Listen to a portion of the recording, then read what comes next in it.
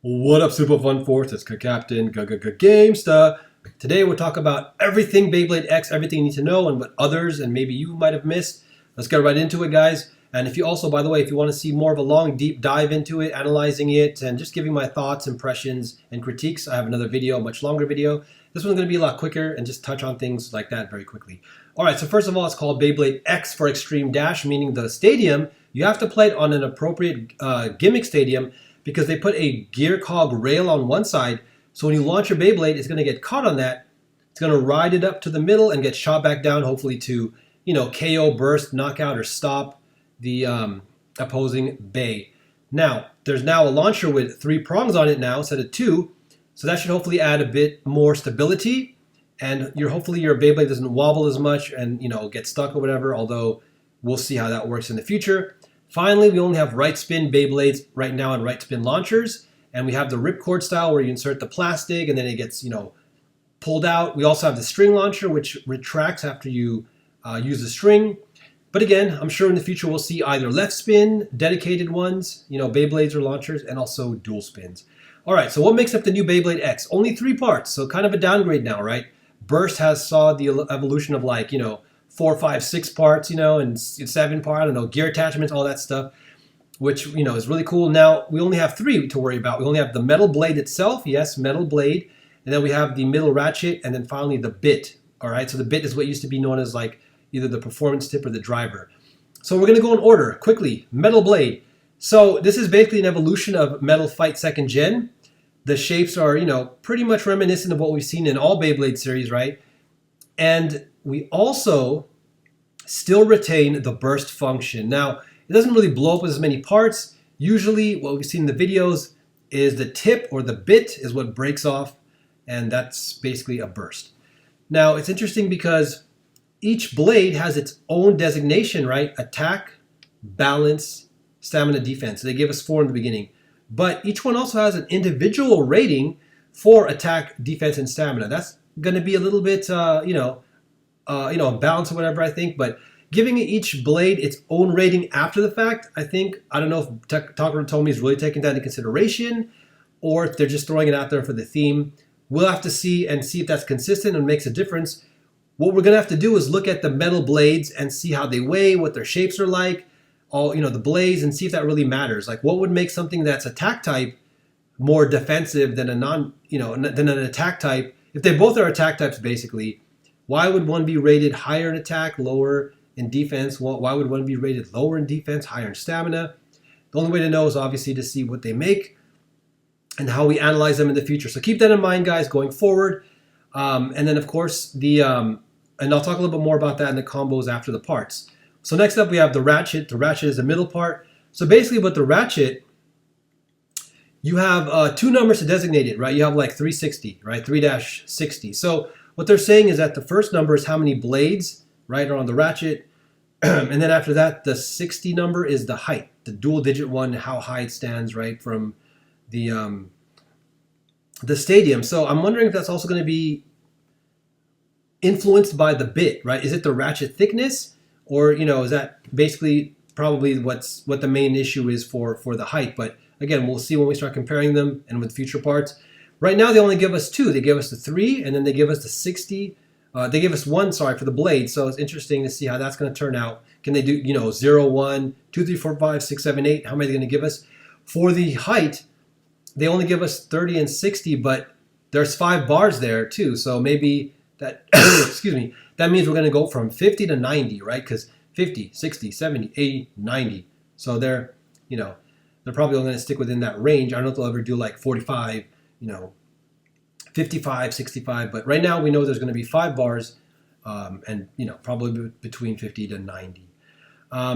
However, one thing to keep in consideration, guys, people don't talk about it, is the taller the bay, the more chance it is of being knocked over. So keep that in mind. We've seen that with, Hasbro. We've seen that with high mode. Now, what can happen, in burst and DB, you have to balance it, right? You have to give a higher bay, a flatter and a wider performance tip and driver, and that'll balance it out. And then the higher modes will generally have a little bit more stamina advantage when they kind of grind on the other one. But what we'll probably see here is that lower gravity will be the one that has the more, stamina. The higher ones might be more like wild attack types, more mobility, because we've also seen that in DB. When you raise, like, let's say high extend plus, when you raise, driver heights, you can also increase mobility. So again, all of that coming into play will be very interesting to see as the series progresses. But keep that in mind. Lastly, we have the bit, which is the driver. So the bit, if you look at them, they all right now have 12 cogs on them, right? That could change. And they're also rated for burst resistance because the smaller the diameter of the gear, right, meaning that if it's thinner and it has less amount of cogs on it, it seems to be able to move around more and more wildly. So there's a chance of it also flying off the rails, literally, but it's going to be faster and then maybe make stronger attacks. When it's thicker, right, there's going to be more cogs on it, and it's going to probably move a lot slower and more controlled, so it's going to make its way back to the center. I'm going to talk a little bit more about that in the strategy in the conclusion. And then finally, at the end of the bit, right, you have 4 shapes they're giving us, which are only plastic right now. You have a flat one for attack, a triangle like needlepoint for defense, and a round ball for stamina, and a tapered one for balance, So what I've seen with that is, in previous Beyblade bursts, right, the moving metal ball was for defense because it can move around, but the friction can kind of cause it to lose stamina. They tried to make the tip more about stamina because it's going to go straight to the center and stay there and just focus on spinning on one contact point. But that makes it difficult because what we saw is, even in past gens that have metal needles, like in Metal Fight and stuff like that, they can be knocked over easier. So that's interesting. But again, here they're only all plastic, so keep that in mind. All right, so in conclusion, talking about the combos themselves, how you rearrange them. Sadly, the combinations and customizations have been downgraded. Again, only 3 parts. But still, if that's all you need, then for this system, then great. Also, it shows you that you should be playing the system within the stadium it was intended for. So I'm glad that you no longer can use B33.